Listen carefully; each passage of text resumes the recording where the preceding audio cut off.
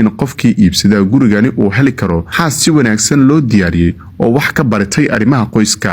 sida muuqaalka hordhiciisa ku aragteen macallin Mahdi oo soo xiray ninkii ka ganacsan jiray gabdhaha sharaftooda iyo jirkooda.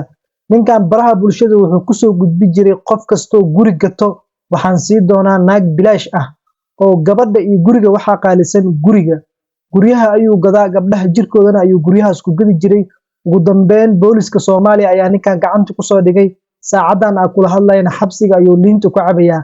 ninkan hadda ka hor wuxuu furtay xafiis la dhahayo Guurdoon Nairobi ayuu ka furtay gabdhaha jirkooda ayuu ka ganacsan jiray.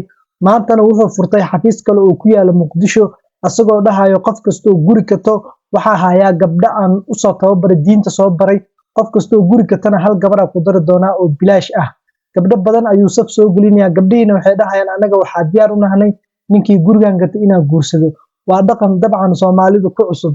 ninkan nin caadi ah ma ahan qamiis iyo cimaamad iyo koofi ayuu wataa gabdhaha sharafkooda ayuu ku dheelayaa. teeda kale macallin Mahdi wuxuu dhahay ciidanka booliska caasimadda gaar ahaan saldhigga warta nabadda ayaa gacanta ku soo dhigay eedeysane Xasan Cilmi Bootaan oo ku eedeysan fal ka dhan ah sharafta iyo karaamada gabdhaha Soomaaliyeed.